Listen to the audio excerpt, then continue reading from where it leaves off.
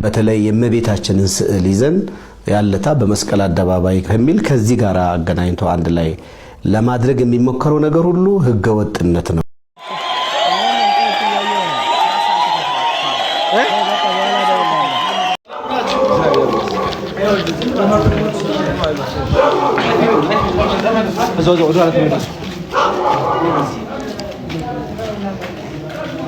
ላይ ቤተ ክህነታችን ሲሰነጠቅ ዛሬ ደግሞ መስቀል አደባባይ ርስታችን ሲነጠቅ ካህናት አባቶቻችን በየስፍራው የጥይት ራት ሲሆኑ ዝም መነኮሳት አባቶቻችን መናንያን ከገዳም ወጥተው አላወላወሏት ካመኗት በእምነት እጃችሁ አላወላወሏት። አሳዛኝ የተባለ መረጃ ከመስቀል አደባባይ እየሰማን እንገኛለን። በርካቶች ተጎድተዋል።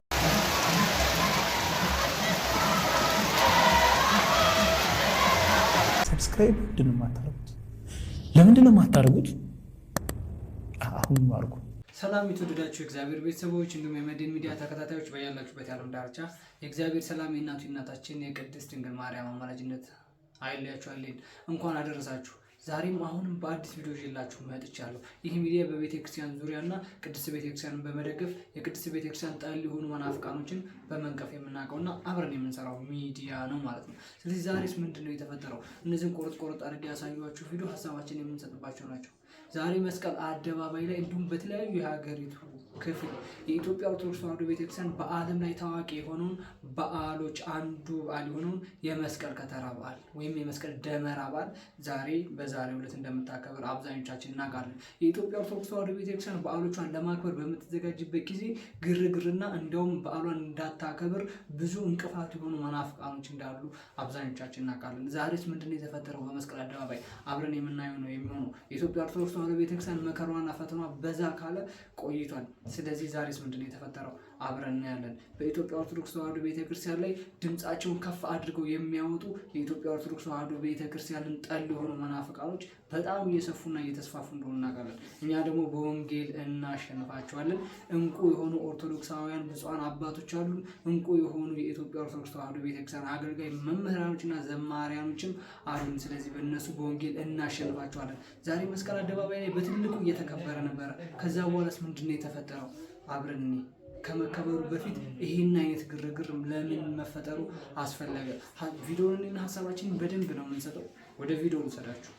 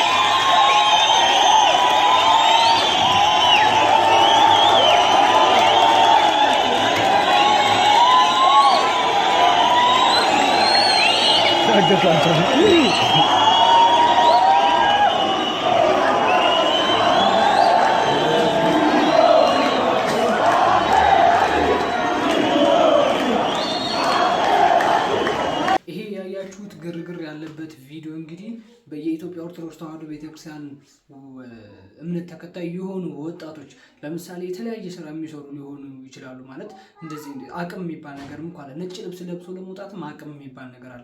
መናኸሪያ ውስጥ የሚሰሩ ሊሆኑ ይችላሉ። የተለያየ ቀን ስራ የሚሰሩ ሊሆኑ ይችላሉ።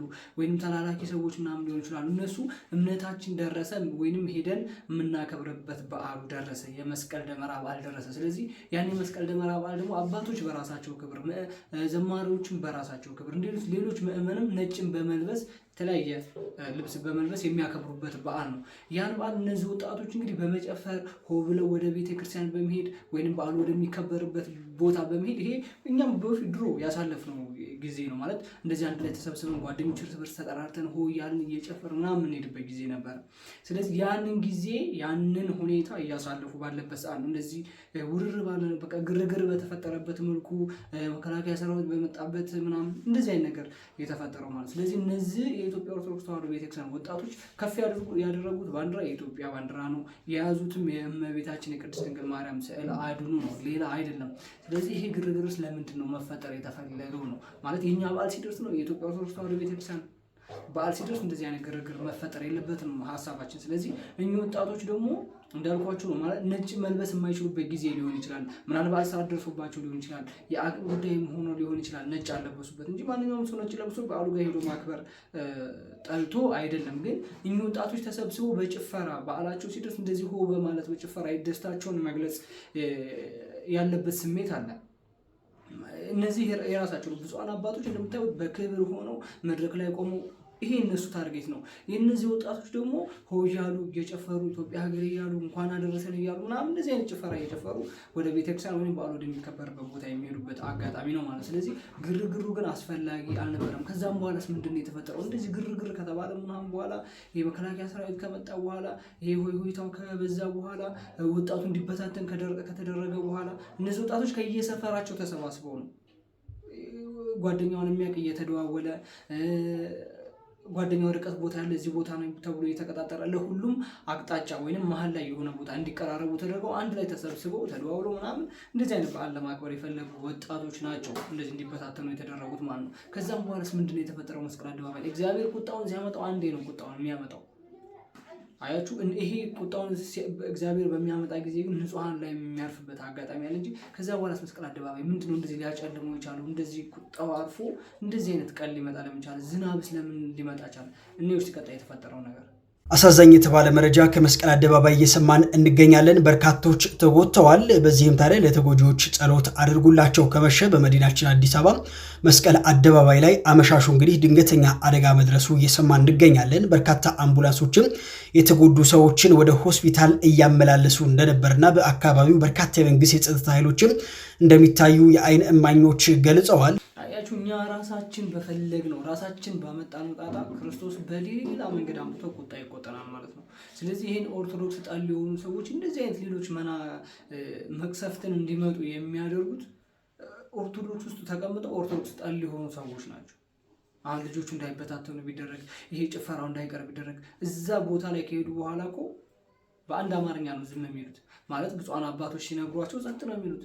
የማያከብር እንደውም ከቤተክርስቲያን ውስጥ ጥብቅናን ከምንል ሰዎች ጥብቅ ናቸው ብለን ከምናስባቸው ሰዎች ይልቅ ውጭ ላይ ያሉ ወጣቶች የተለያየ ስራ ላይ ያሉ ቀን ስራ ውስጥ መናኸሪያ ውስጥ ምናምን ለምሳሌ እኛ ይቅር ይበሉና ቦዘኔ ብለን የምንጠራቸው ሰዎች ለእምነታቸው በጣም ቀራር የሆኑ ሰዎች ናቸው። ስለ ማህተባቸው በጣም የሚቆረቆሩ ሰዎች ናቸው። ስለ ቤተክርስቲያናቸው የሚጮሁ ሰዎች ናቸው። እንደዚህ አይነት ስራ ውስጥ ያሉ ሰዎች ማለት ነው።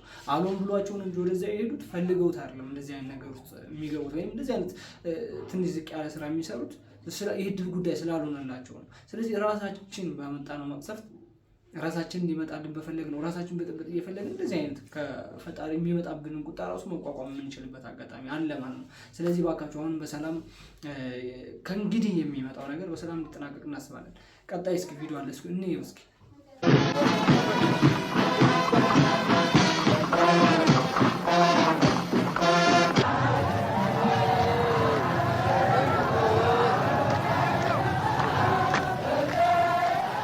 Ethiopians enjoy complete freedom of religion, but they are a devout people, and this is a celebration of great significance.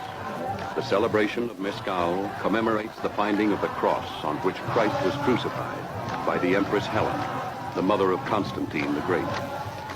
Another version of the story suggests that it refers to the recovery of the true cross from the pagan Persians. The rites of the occasion will be observed by the burning of the Demara, or Great Fire, which will be Haile Selassie, defender of his nation. Truly, in the eyes of his people, the personification of the Lion of Judah.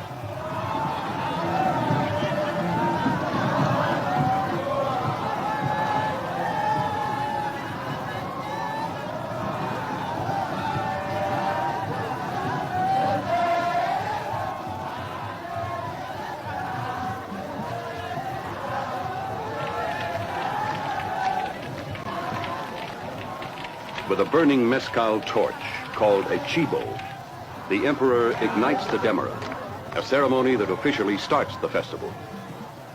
The fire of the demera roars upward into a flaming symbol signifying that the mezcal is being celebrated. Such fires will be burning all over Ethiopia.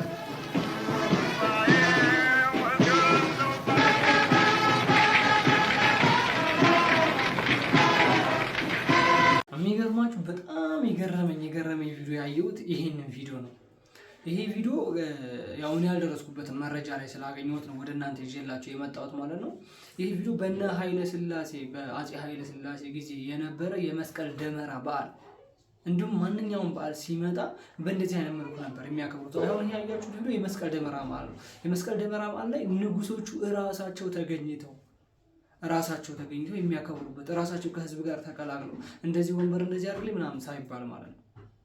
ራሳቸው ስርዓት ባለው መልኩ ራሳቸው አይታችሁ ከሆነ ፈረስ እየጋለቡ ማለት የክብረ በዓሉን የሚገልጹበት መንገድ ማለት ነው። ክብረ በዓሉን የሚያከብሩበት መንገድ በዓላቸውን በስርዓት እንዴት እንደሚያከብሩት ንጉሶቹ ራሳቸው ተገኝተው ማለት ነው። በአሁን ጊዜ ግን እየተደበቀ እየተሸሸ ምናምን እንደዚህ አይነት በዓል የሚከበርበት ጊዜ ነው በጣም የናፈቀን ማለት ነው። ንጉሶች ከህዝብ ጋር ተቀላቅለው፣ ጠቅላዮች ከህዝብ ጋር ተቀላቅለው፣ አመራሮች ትልቅ ስልጣን ላይ ያሉ ሰዎች ከህዝብ ጋር አብረው ለምሳሌ እንደ ድሬዳዋ ከንቲባ እንደዚህ አይነት ነገር ማለት ሁሉም እኮ ህዝብ እኮ ነው ማለት የጊዜ ሂደትና የሆነ ነገር የሆነ ስልጣን ምናምን ነገር ከህዝብ ትንሽ እንዲሸሽ አደረገ እንጂ ሁሉም ሰው ነው። ስለዚህ በእነዚህ ጊዜ የነበረው ፍቅር እንደገና ለምንድን ነው የማይመለሰው? ይሄ በድሮ የነበረ ጊዜ በእነ አፄ ኃይለ ሥላሴ ጊዜ የነበረው የበዓል አከባበር ተሸጋግሮ እዚህ ለምንድን ነው ያልደረሰው? ግን የነሱ የመልካም ነገር ተሸጋግሮ እዚህ እርስ በርስ በመፈላለግና የአንዱ በዓል ሊከበር ቀኑ ሲደርስ ሌላ አጀንዳ ማምጣት፣ የአንዱ በዓል ሊከበር ሲደርስ ሌላ ረብሻ መፍጠር፣ የአንዱ በዓል ሊከበር ሲደርስ እኛም እዛ ቦታው ላይ ወይንም ኦርቶዶክስ የሚያከብርበት ቦታ ላይ እኛም እናከብራለን የዛውን ቀን የሆነ ፉክክር ነገር ያኔ እንደዚህ ንጉሶች ባሉበት በተከበሩበት ምንም አይነት ሰላም በሆነ መንገድ ነበር እየተከበረ የነበረው ማለት ነው። ስለዚህ አሁን ሲያድሩ ፍቅር ለምንድን ነው የጠፋው? እርስ በርስ ለምንድን ነው የምንፈላለገው? እርስ በርስ ለምንድን ነው ይሄ ሃይማኖቶች የሃይማኖት ጦርነት የሚነሳው? ሽኩቻው ለምንድን ነው? የአንዱን ሃይማኖት የአንደኛው ሃይማኖት ማንቋሸሽ፣ የአንዱን ሃይማኖት የአንደኛው ካነቀፈ ወንጌል ያስተማረ አይመስለውም። በእነሱ እንኳን ትንሽ የጥፍር የምታክል ነገር ብንማር በጣም አሪፍ ነበረ። ከነሱ ከአፄ ኃይለ ሥላሴ ጊዜ የነበረው የበዓል አከባበር ትንሽ ብንማር፣ በእነሱ ጊዜ እኮ እንደዚህ ነበረ፣ እኛ ለምንድን ነው የእነሱን አሻራ ማንከተለው ብሎ እንኳን የሚያስተምር የለም። የእነሱን ትንሽ ብንማር በጣም በቂ ነበረ። ቢያንስ ከነሱ እንደዚህ አድርገው ነበረ እኮ በትንሽ ውጪ እንደው በቀይ እስክሪብቶ አስምራትና ፍቅር የምትባለው ነገር ያኔ እኮ ሰላምና ፍቅር ነበረ። ያኔ እኮ ንጉሶች አብረው ከህዝብ ጋር ይውሉ ነበረ። ያኔ እኮ እንደዚህ መደባበቅ የለም ነበረ ብለን እቺን እንኳን እንድናስታውስ ያግዘን ነበረ። የእነሱን ቪዲዮ ትንሽ ብናይ ማለት ነው። እኔ በጣም ነው የገረመኝ ይሄን ቪዲዮ ሳይ። እንዴ ለካ እንደዚህ ነበር፣ ምነው በደረስኩባቸው ሁላ ትላለህ ማለት ነው። ምነው ከነሱ ጋር በነበረ ያሳለፍኩት የምንልበት ቪዲዮ ነው ይሄ። ስለዚህ አሁንም ከእንግዲህ በዓሎች ገና ናቸው፣ ብዙ በዓሎች አሉ። በዓል የሚሻር አይደለም፣ በዩኔስኮ የተመዘገበ ነው በዓል። ትልቅ በዓሎች አሉ በዩኔስኮ ላይ የተመዘገቡ። ስለዚህ እነዚህ በዓሎች በምናከብር ጊዜ በፍቅር በአንድነት ቢሆንስ? ስለዚህ አሁን የምናከብረው በዓል ቀጣይ ያሳያችኋለሁ ቪዲዮ። አሁን የምናከብረው በዓል አንዱ በአንዱ መግለጫ እየወጣ አንዱ በአንዱ እንደዚህ እየተባለ አንዱ በአንዱ እንደዚህ ሌላ አጀንዳ ማለት ወጣቱ ራሱ ያሰበውን ነገር እንዳያደርግ፣ ያሰበውን ነገር ካደረገ ኦኬ ከጀርባ የሚመጣብኝ ነገር እኮ አለ ብሎ እንዲያሰላስል፣ እንደ ቅድም እንዳሳየኋችሁ ቪዲዮ ሆ ብሎ ጨፍሮ ሲወጡ ወደ በዓል በሚሄዱበት ጊዜ እያሰላሰሉ ወይም አይምሯቸው ውስጥ የሚቀረጸው ከኋላ እኮ የሆነ ነገር ይመጣብናል። ስለዚህ አንዱ እንደ ድንገት እንኳን አረ መጣ ምናምን ብሎ በሚያስደነግጥ ጊዜ የመበታተን ባህሪ፣ ይሄ ነፃነት የማጣት ነው። በዓል ለማክበር ስትሄድ ራሱ ነፃነትን የምታጣበት ጊዜ ያለ ነው አሁን። ያኔ ንጉሶች ከህዝብ ጋር ይዋሉ፣ አሁን ደግሞ ህዝቡ ራሱ ከሌሎች ንጉሶች ጋር እንዳይሆን ነፃነት እያጣ። ስለዚህ ከዛ የሆነ ነገር ብንማር የተሻለ ነው የሚሆነው። አሁን የምናከብረው በዓል እስኪ ምን አይነት ነው እንዴ? እስኪ ከመግለጫው ጀምሮ ነው የምናየው። ምን ብሎ ነው መግለጫ የወጣ የነበረው? ህዝቡስ አሁን ደግሞ ያን መግለጫ ሽሮታል ወይስ አልሻረም? አብረን ነው እስኪ። በተለይ የእመቤታችንን ስዕል ይዘን ያለታ በመስቀል አደባባይ ከሚል ከዚህ ጋር አገናኝቶ አንድ ላይ ለማድረግ የሚሞከረው ነገር ሁሉ ህገ ወጥነት ነው። በዛ ቀን የምንሄደው መስቀል በዓል ለማክበር ነው። የመስቀል በዓል ደግሞ የምናከብረው በዛ ቦታ ላይ እንደሚታወቀው የቃለ እግዚአብሔሮች ይደርሳሉ፣ መዝሙሮች ይደርሳሉ። በስተመጨረሻ ደመራ በሚለኮስበት ሰዓት ግን ሁሉም ጧፍ ተሰጥቶት በጧፉ የመስቀሉን ብርሃን ደመራው ለመለኮሱ የሚያበስር ጧፎች ለእያንዳንዱ ይል። ከዛ ውጪ ግን ምንም አይነት ነገር ቲሸርት፣ ምንም አይነት ነገር ምልክት የሚያሳይ ነገር ይዘን እዛ ቦታ ላይ እንዳንገኝ። በተለይ የእመቤታችን ስዕል ይዛ ይዘን ወጣን ማለት ራሳችን የእመቤታችንን ክብር እንደማሳጣት ነው የሚቆጠረው። ከማይመለከተው ከበዓለ መስቀል ላይ በዛ ቦታ ላይ ስዕል ይዘን እንገኝም ብሎ የሚቀሰቀሱ ቅስቀሳዎች ተገቢ ባለመሆናቸው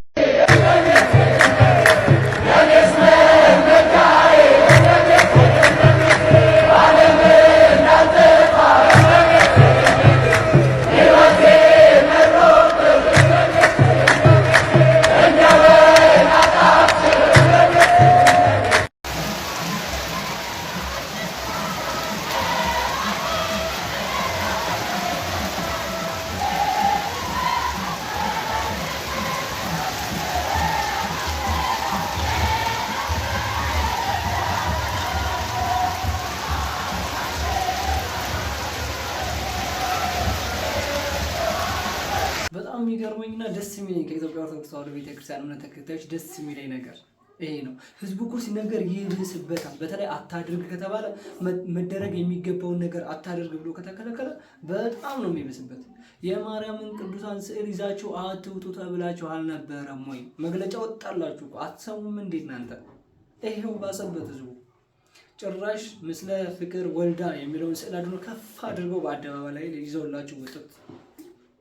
ስለዚህ የኢትዮጵያ ኦርቶዶክስ ተዋሕዶ ቤተክርስቲያን አይነሳ እንጂ ከተነሳ አታድርግ የተባለውን ነገር መደረግ ካለበት በተለይ በቤተክርስቲያን ከመጣበት በቅዱሳን ስዕል እነሱ እንወዳቸዋለን እናከብራቸዋለን ብለን በምንዘምርላቸው በምናመሰግናቸው ቅዱሳን ስዕል ከመጣችሁ ይኸው እንደዚህ የቤተክርስቲያን አባት ብፁዕ አባታችን አባ ሕፃን የሚባሉ ናቸውና የማርያምን ቅዱሳን ስዕል ይዛችሁ እንዳትወጡ። ይዛችሁ መውጣት ወንጀል ነው፣ ጭራሽ አግባብ አይደለም። የእሷን ክብር ዝቅ እንዳደረጋችሁ ነው የሚታስበው።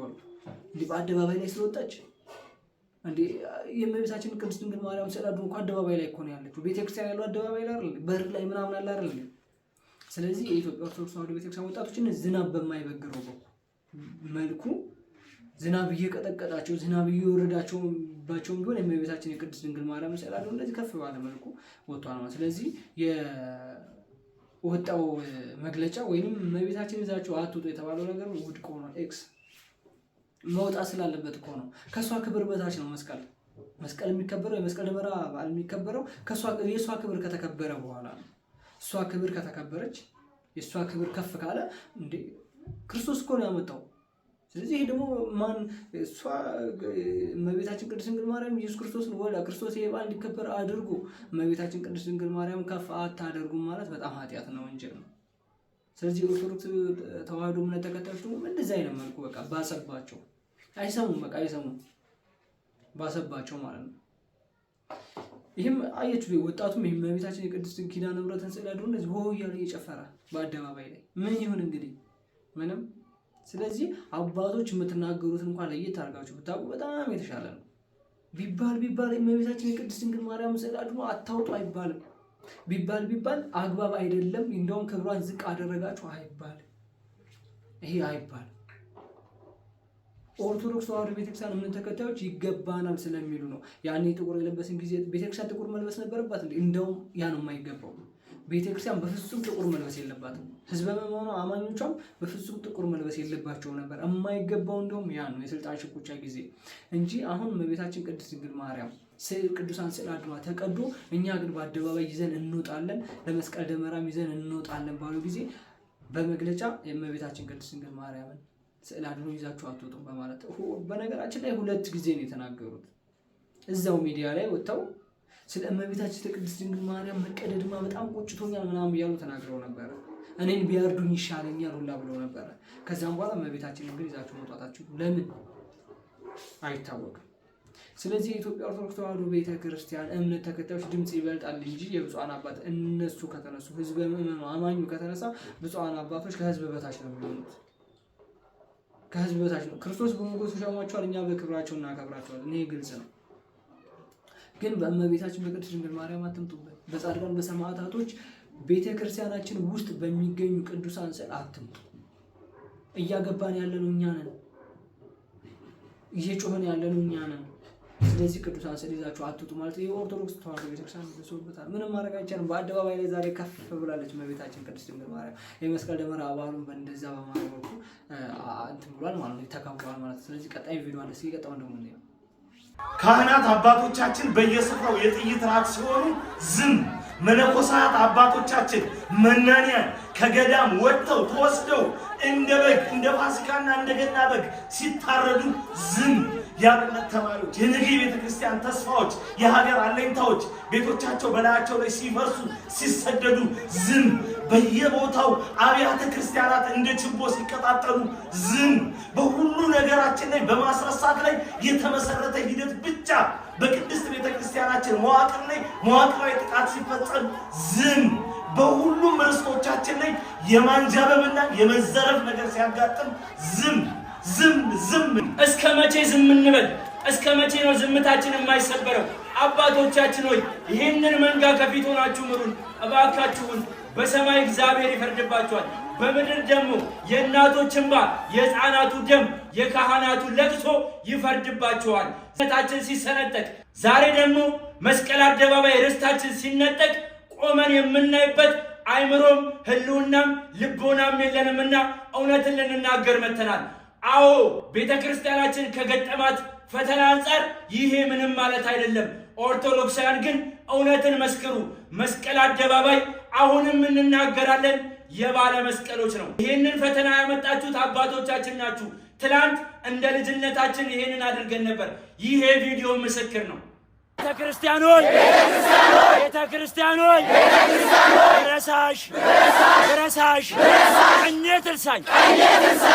ትርሳኝ ማርያም ትርሳኝ የቅዱሳን አምላክ የነ አብርሃም የነ ይስሐቅ የነ ያዕቆብ አምላክ ይፍረድብኝ። ድንጋይ አልጨበጥንም፣ ሰይፍ አላነሳንም። ኃይላችን እግዚአብሔር ነው። ኢትዮጵያ ሀገራችን ተዋህዶ ክብራችን ጌጣችን መመኪያችን ናት። መስቀል አደባባይ ባለማዕተቦች ነው። እኛ እነ ናቡቴ ተክለ ሃይማኖት እስጢፋኖስ ሀብተ ማርያም ተክለ ሃይማኖት ልጆች ነን። ሰይፍ አንፈራም።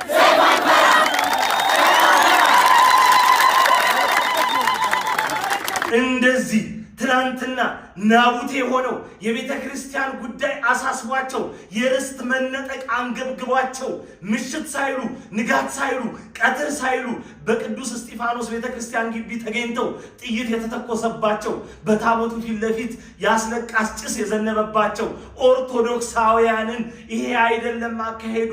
ኦርቶዶክሳውያን ልጆች ስሜታዊ ሆነዋል፣ መፍትሄው ይሄ አይደለም ብላችሁ የጎንዮሽ አካሄድ ተጉዛችሁ የነበራችሁ ጴጥሮሳውያን ህብረት እንደና አባ ገብረ ኢየሱስ አባ ሕፃን አይነት ሰዎች የታል መፍትሄ ያመጣችሁት? ትላንት አላፋት ዝማሬ በግፍ ተከልክሎ በቦሌ መድኃኔዓለም እንዲጠብ ተደርጎ ነበር። ዛሬ ግን ያለምንም ከልካይ በፈቃጅና በአስፈቃጅ መካከል በሚኖር ስምምነት የመነጠቅ በሚመስል አይነት መንገድ እንዲህ በምንመለከተው መልኩ መስቀል አደባባይ ለሌሎች ሆኗል። መልሳላችሁ ይሄን ምን ትላላችሁ? ምን ታመጣላችሁ ደግሞ ብለን ዝም ብለን ታግሰን አይተን ነበር። ነገር ግን ምንም የሚከነክናችሁ ምንም የሚያመጣችሁልን መፍትሄ የለም። የታለ ካርታው? የታለ የይዞታ ማረጋገጫው? የቤተ ክርስቲያኒቱ ርስት መቼ ነው እጇ የሚገባው? ትናንት በተለያየ አይነት መንገድ ስትሰበሰቡበት የነበረው የቤተ ክርስቲያኒቱ ርስት የማስከበር ጉዳይ ከምን ደርሶ ይሆን? መልሱን ከየትኛውም አካል አንጠብቅም፣ ከእናንተ ነው። ትናንት በግፍ የተነጠቀችው ቤተ ክርስቲያናችን ዛሬ ወደ ፈቃጅና ወደ አስፈቃጅ ትርምስ ውስጥ እንድትገባ ተደርጓል። በጣም የሚያሳዝነው በራሷ አደባባይ የራሷ በዓል የሆነው ደመራ እንኳን ሲከበር ለ4 ሰዓታት ብቻ ነው እዛ ቦታ ላይ አጥር ታጥሮላት እንድትቆይ የተደረገው። መልሱን ከማንም አይደለም ከእናንተ እንጠብቃለን። ይህ ድምፅ የኔም ድምፅ ነው የምትሉ ኦርቶዶክሳውያን ሁላችሁም ሼር፣ ኮፒ ሊንክ በተለይ ሪፖስት እያደረጋችሁ እንደሚሰሙትና እንደሚያደምጡት እናውቃለንና አድርሱላቸው። ይህ ቪዲዮ ደግሞ ለታሪክ የሚቀመጥ የሚገርማችሁ ነገር ብሩኬና ቴዶ ዘሩፋኤል በዚች ዓመት 2018 ዓመተ ምህረትን በመስቀል አደባባይ የመስቀል ደመራ በዓልን እያየናቸው ቢያከብሩ በጣም ነበር ደስ የሚለን።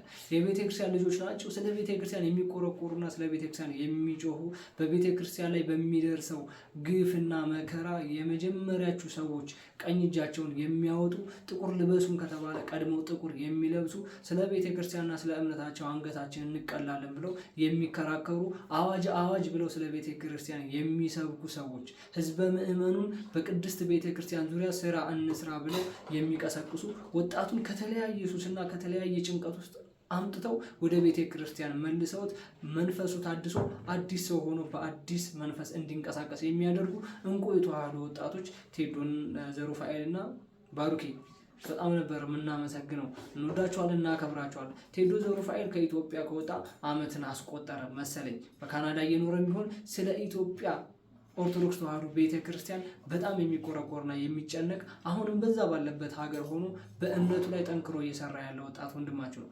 ባሩኬ በአሁን ሰዓት ብትኖር በጣም ነበር ደስ የሚለን። ባሩኬ እንግዲህ ስለ ቅድስት ቤተክርስቲያን ተቆርቆሮ ቅድስት ቤተክርስቲያን ውስጥ የምትገኘው ቅዱሳን ስዕል እመቤታችን የክርስቶስ እናት የሆነችው ጌታችን መድኃኒታችን ኢየሱስ ክርስቶስን ወልዳ የሰጠችንን እመቤታችን ቅድስት ድንግል ማርያምን ለምን ተቀደደች ብሎ በተጨቃጨቀና በተነጋገረ ጊዜ ለአንተ የሚገባ ከነበደልህ ማረሚያ ነው ተብሎ በአሁኑ ሰዓት በማረሚያ ነው የሚገኘው ወንድማችን። ስለዚህ ባሩኬ በዚህ ሰዓት ምንም ማለት አንችልም። አሁን ስለ ኦርቶዶክስ ቤተክርስቲያን ማን ነበር የሚጮህላት? ኖሮ ቢሆን እኮ እነሱ ይጮሁ ነበር። ኖሮ ቢሆን ይሁን ግርግር ሲፈጠር እኮ አዋጅ ለቤተክርስቲያን ሰላም እንሻለን እያሉ ድምጻቸውን ያሰሙ ነበር። ይሄ እንደምታስታውሱት የዛሬ ዓመት አካባቢ ነው ያሳዩዋችሁ ቪዲዮ። እንግዲህ ከተለያየ ቦታ ሰዎችን ሰብስቦ እኛ የቤተክርስቲያን ልጆች ነን፣ ቤተክርስቲያናችንን በአንድ ላይ እንሰራለን እያሉ ስለተገፉ ገዳሞች፣ ስለተደበደቡ ገዳማውያኖች፣ ስለዚህ ስለሁሉም ቤተክርስቲያን እየጮሁ የነበረበት ቪዲዮ ነው። ስለዚህ እነኚህ የእንቁ የተዋህዶ ወጣቶች አሁን ካጠገባችን ባለመኖራቸው በጣም ነው የምናዝነው። ባሩኬ ቢያንስ ኢትዮጵያ ውስጥ ቢኖርም በአሁን ሰዓት ግን ማረሚያ ለሱ ቤቱ አልነበረም። የኢትዮጵያ ኦርቶዶክስ ተዋህዶ ቤተክርስቲያን ብፁዓን አባቶችና የኢትዮጵያ ኦርቶዶክስ ተዋህዶ ቤተክርስቲያን በየፊናችሁ የምታገለግሉ አገልጋዮች ባሩኬን በዚህ ሰዓት ማሰብ ነበረባችሁ። ለምን የዛሬ ዓመትም ሽርጉድ በሚል ጊዜ በቃሊቲ አካባቢ አቃቂ ላይ ቀበሌዎችን ለማስፈቀድ የሆነ የመስቀል ደመራ እዛና ምናምን በማለት አንዳንድ ነገሮች እዛው አሳልፏት ነበረ። በአመቱም ደገማት። ስለዚህ ባሩኬ አሁን በአሁን ሰዓት ያለው ማረሚያ ነው። ምንም ማድረግ አይቻልም። እኛ ግን እንወዳለን። ለኢትዮጵያ ኦርቶዶክስ ተዋህዶ ቤተክርስቲያን አሁንም የሚጮህላቸው ሰዎች 2-3 ናቸው። እነሱም እየተቀነሱ ነው። እነ ባሩኬ ቢኖር ግን ደስ ይለን ነበረ። ስለዚህ አሁን ሲሆነ በደል በደረሰ ጊዜ ማን ነው የሚጮህላት? አሁን በተፈጠረው ግርግርስ ማን ነው ድምጽ የሚያሰማው? የእመቤታችን የቅድስት ድንግል ማርያም በስዕል አድሮ በአደባባይ አይወጣም ሲባል ማን ጮኸ? ማንም ይጮህ። አያችሁ፣ የአንድ ሰው አንደበት ሲያዝ ሁላችንም እንደተያዝን ተቆጠር ማለት ነው። ስለዚህ ለአንዷ ቤተክርስቲያን፣ ለአንድ ቅድስት ቤተክርስቲያን፣ ለአንድ ፓትርያርክና ለአንድ ቅዱስ ሲኖዶስ የሚጮኸውና ቆሞ እየተከራከረ የነበረው አንድ ወጣት ባሩኬ ነበረ ማለት ነው። ስለዚህ የባሩኬ ድምጽ ለሁላችንም ለ60-70 ሚሊዮን ኦርቶዶክሳውያን ድምጽ እየሆነ ነበር። ባሩኬ በአሁኑ ሰዓት እዚህ ኖረ ቢሆን በጣም ነበር ደስ የሚለን፣ ግን ለዛሬ ዓመት አብረን እናከብራለን ብለን እናስባለን። ለማንኛውም ባሩኬ እንኳን አደረሰ ለማለት እንወዳለን። ለኢትዮጵያ ኦርቶዶክስ ተዋህዶ ቤተክርስቲያን የመጀመሪያውን ቀኝ እጅ የሚያወጣው ባሩኬ ነበረ። የሚጮኸው እሱ ነበረ። የሚቆረቆረው እሱ ነበረ። ደም እንባ የሚያነባው እሱ ነበረ። አሁን ማን ነው የሚጮህላት? አሁን ማን ነው የሚቆረቆርላት? አሁን ማን ነው ድምጽ የሚያሰማላት? ማንም የለም። ስለዚህ ለባሩኬ የሚገባው ይህ ነበረ። ከኛ ከኦርቶዶክስ ተዋህዶ ቤተክርስቲያን ይከሰስ ይፈለጥ ምናምን ብለን እሱን ማንቋሸሽ፣ እሱን እንዲታሰር ማድረግ ነበረብን። አይቆጨንም፣ አያንገበግበንም። ብፁዓን አባቶች ዝም ማለት ነበረባቸው። የቤተክርስቲያን አገልጋዮች ድምጽ ማሰማት የለባቸውም ነበረ። የባሩኬ ውለታ ይህ ነበረ። ለበዓል ባሩኬ እዛ ነበረ መዋል የነበረበት ከሚስቱ ከቤተሰቦቹ ከልጁ ጋር እንዲሁም ከኢትዮጵያ ኦርቶዶክስ ተዋህዶ ቤተክርስቲያን ምእመን ጋር በመስቀል አደባባይ ከፍ ብሎ የእመቤታችን የቅድስት ድንግል ማርያም ስዕል አድሮ በሁለት እጆቹ ይዞ ወደ ላይ የሚያወጣ አንጠራጠርም ነበር። ምንም ማድረግ አይቻልም። ቀጣይ ቪዲዮ አለ። ለማንኛውም ያን ቪዲዮ አብረን እናያለን። ጋር እየተቀበለኝ እንኳን የቀበረው እንኳን የምስቴ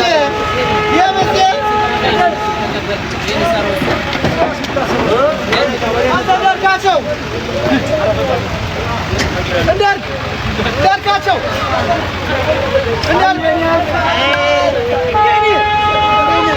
ቶሎ ወረድ የሚባለው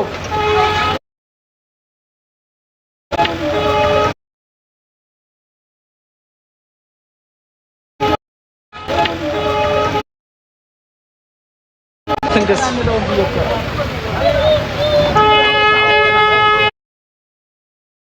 አስኔታ ለስቶ የነበረ አስኔ ከፊቱ ነው ባጃጅ እሱ ነው መንገዱን እየመራና ያለው።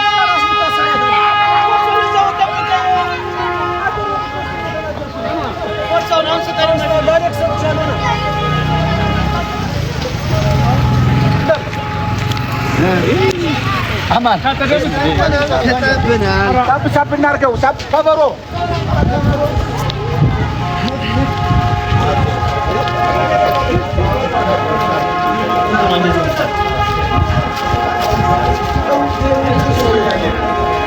እስኪ ታፕ ሸር እያደረጋችሁ እስኪ ሸር እያደረጋችሁ ታፕ ሸር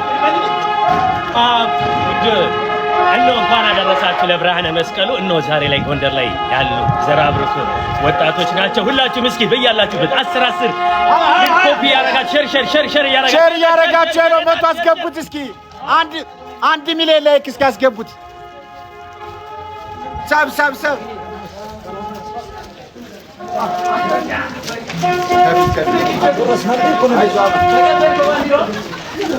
እስኪ ሁላችሁም ታፕ 1 ሚሊዮን ላይክ እናስገባው እስኪ 1 ሚሊዮን እስኪ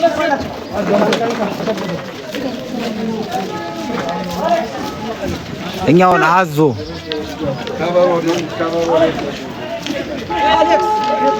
እስኪ ታፕ እናድርግና 1 ሚሊዮን እናስገባው። ሸር እያደረጋችሁ እስኪ የጎንደርን ባህል ለማስተዋወቅ ሸር እያደረጋችሁ ኮፒ ሊንክ እያደረጋችሁ ፋሚሊ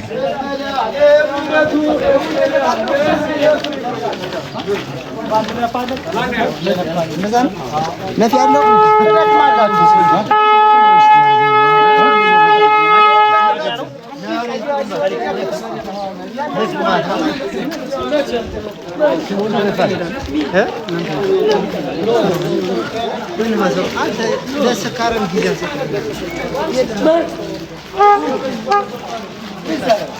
እስኪ ሸር እያደረጋችሁ እስኪ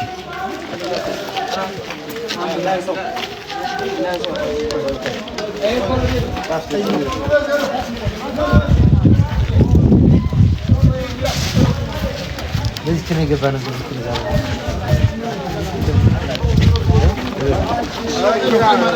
ሸር ታፕ እያደረጋችሁ ወይ ጥሩም በያዛችሁ ወደፊት ቆቆይ ና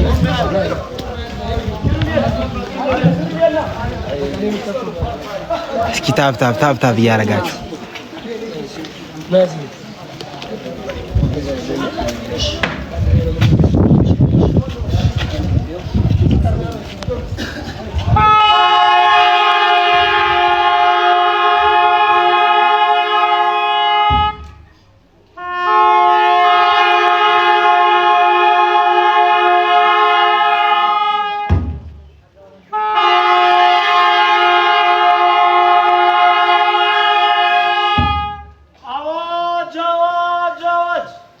የደወሎ ቅዳጅ ያልሰማ ስማ፣ የሰማህ ላልሰማ አሰማ።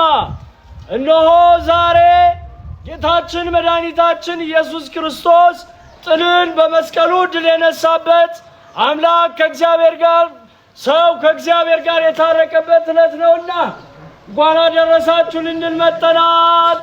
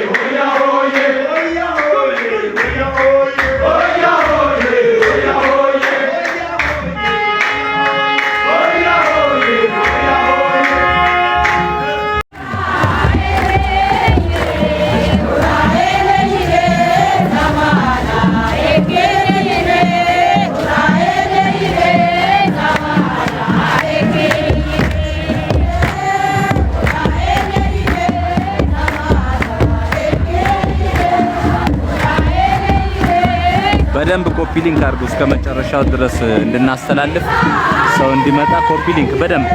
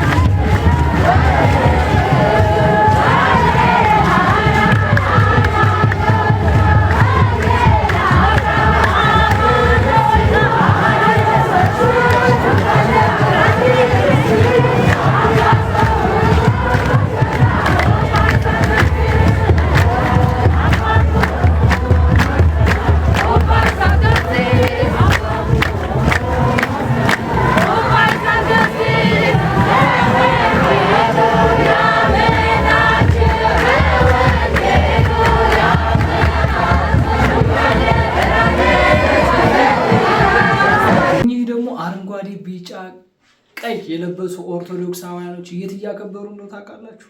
በደሴ ከተማ በእንደዚህ በሚያምር መልኩ አረንጓዴ ቢጫ ቀይ ነጠላቸውን አልብሰው የሚነፉበት ጥሩምባ አረንጓዴ ቢጫ ቀይ ተቀብቶ በቃ ሀገራችንን የሚወክል የኢትዮጵያ ኦርቶዶክስ ተዋሕዶ ቤተክርስቲያን መለያዋም ማለት በኢትዮጵያ ኦርቶዶክስ ተዋሕዶ ቤተክርስቲያን የራሱ የሆነ ቤተክርስቲያን ላይ የሚሰቀል ባንዲራ አለ። ያን ባንዲራ አረንጓዴ ቢጫ ቀይ ነው።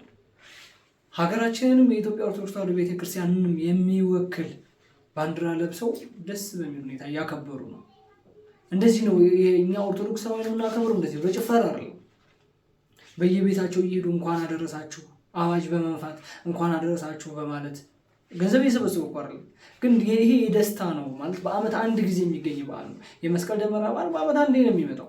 በቃ 365 ቀን ጠብቀህ ነው የምታገኘው። ከዛም በኋላ ስታገኝ ግን እንደዚህ በሚያምር መልኩ ወጣቶች ተሰባስበው ምናልባት ከዚህ ሀገር እነሱ ካሉበት ሀገር ሌላ አዲስ አበባ የሚኖራለ ሌላም ሀገር የሚኖራለ እነዛ ይሰባሰቡና ሀገራችን ላይ ነው የምናከብረው። ስለዚህ ያለፍንበትን ትዝታማ አንረሳም በማለት በእንደዚህ አይነት መልኩ በሚያምር ዝናብ እየወረዳቸውባቸው የሚሆን ፀሐይ እየመታቸው የሚሆን በሚያምር መልኩ በእንደዚህ አይነት መልኩ እያከበሩ ይገኛሉ ማለት ነው። ስለዚህ ኢትዮጵያ ኦርቶዶክስ ተዋሕዶ ቤተክርስቲያን እንቁ ነች የምንለው በምክንያት ነው። ምናልባት ፕሮቴስታንቶች እንዳደነግጡ ግን በፍጹም እንዳደነግጡ ማክበር ትችላላችሁ እየሄዳችሁ ማለት ነው።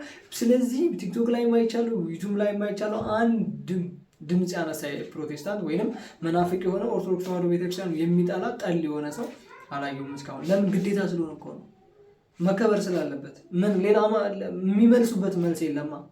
እነ ቀለሜ ወይም ኤርሚያስ ምናምን የሆነ ነገር ሊሉ ይችላሉ። እነሱም ተዋቸው፣ ለዛሬ ተዋቸው። ሰሞኑን ደግሞ በደንብ እንወርድባቸዋል፣ አዳዲስ ቪዲዮ እየወጣባቸው ስለሆነ። ስለዚህ ዛሬ የማወራው ግን ስለ መስቀል ደመራ ነው። በደሴ ከተማ በእንደዚህ በሚያምር መልኩ ሰፈር ውስጥ እኮ ነው፣ ሰፈር ውስጥ በቃ በየቤት እየዞሩ እያሉ እንኳን አደረሳችሁ አዋጅ እያሉ ደስ በሚል ሁኔታ እያከበሩ ይገኛሉ ማለት ነው። ስለዚህ ኦርቶዶክስ ተዋሕዶ ቤተክርስቲያን ለዘላለም ጸንታ ትኑር። እኛም ሄጄ ነው የመጣሁት። እኔም በአቅራቢ ባለ ቤተክርስቲያን እዛ ሄጄ ከጠዋት ጀምሮ እዛ ቆይቼ ምናምን ነው የመጣሁት እና ስለዚህ ኦርቶዶክስ እንግዲህ ጠል ለሆናችሁ ሰዎች፣ ኦርቶዶክስን ለምጠሉ ሰዎች የኦርቶዶክስ አከባበር ይሄንን ይመስላል። ኦርቶዶክስ ውስጥ ያለው ብርሃን ነው። ኦርቶዶክስ ብርሃን ነች የምንለው በምክንያት ነው። ጨለማው ዓለም ከኢትዮጵያ ኦርቶዶክስ ተዋሕዶ ቤተክርስቲያን ውጭ ያለው ቤተ እምነት ነው የጨለማው ዓለም የሚባለው። ትክክለኛ ወንጌል የማይሰበክ ዛሬ የራሱ ቀኑ መስቀል ደመራ በዓል የሚከበርበት የራሱ የሆነ ትርጉም አለው ማለት ነው። ስለዚህ ያንተም ከአባቶች እኔ የተወሰነ መናገር እችላለሁ፣ ግን ያው ከኔ ይልቅ አባቶች ላይቭ ላይ ብዙ የሚያስተምሩ አሉ። በአሁን ሰዓት ራሱ በአሁን ሰዓት መሽቷል አይደለ? በአሁኑ ሰዓት እያስተማሩ ያሉ ብዙ ሰዎች አሉ። ስለዚህ የኦርቶዶክስ ተዋሕዶ ሃይማኖት እምነት ተከታይ ከሆናችሁ እንኳን ደስ አላችሁ፣ እንኳን አደረሳችሁ ለማለት እወዳለሁ ቤተሰቦቼ። ለማንኛውም ለዛሬ ይዤላችሁ የመጣሁት ቪዲዮ ይሄን ይመስላል። ላይክ፣ ሼር፣ ሰብስክራይብ ረሳ እያደረጋችሁ አይደለም፣ በተለይ ሼር እያደረጋችሁልኝ አይደለም ማለት ነው። ስለዚህ ግን በጣም የከፋኝ ነገር አለ። አሁንም ቢሆን የምቆረቆረው እኔ ስለ ባሮኬ ነው። ባሮኬ በዚህ ሰዓት ማረሚያ መቆየት ማረሚያ ማሳለፍ የለበትም ነበረ። በጣም ነው የሚቆጨኝ ማለት ነው። ስለዚህ ለማንኛውም ሁላችሁም እንኳን አደረሳችሁ። እንኳን የኢትዮጵያ ኦርቶዶክስ ተዋሕዶ ቤተክርስቲያን እምነት ተከታይ የሆናችሁ እናንተ ቆራችሁ እንዳታፍሩ። ዓለም የሚደነቅበት ቱርሲ ላይ የተመዘገበ በዩኔስኮ የተመዘገበ ነጮች መስቀል አደባባይ ላይ ያከበሩት በዓል ነጮች ላይቭ ላይ ያየው ነበር በኢቲ አርት ሚዲያ። ነጮች ውጪዎች የውጭ ዜግነት ያላቸው ሰዎች መስቀል አደባባይ ላይ ይሄንን የመስቀል ደመራ በዓል እያከበሩ ነው። የሚገርማችሁ። ስለዚህ ውጪዎች ተደንቀው የሚያከብሩበትን በዓል እኛ ኦርቶዶክስ ሆነን የምናፍርበት አንዳችም ነገር የለም። መናፍቃኖች ይፈሩ፣ መናፍቃኖች ይሸማቀቁ። ኢትዮጵያ ኦርቶዶክስ ተዋሕዶ ቤተክርስቲያን ጠል የሆኑ ሰዎች እነሱ ይፈሩበት። እኛ ግን ባለማህተሞች ነን። መቼም ቢሆን አናፍርም። የዛሬው ቪዲዮ ይሄን ይመስላል። ላይክ፣ ሼር፣ ሰብስክራይብ በማድረግ ቤተሰብ ሁኑ። ቀጣይ በአዳዲስ መረጃና በአዳዲስ ቪዲዮ እንገናኛለን። እስከዛው ድረስ ግን ቸር ቆዩልኝ። እንኳን አደረሳችሁ።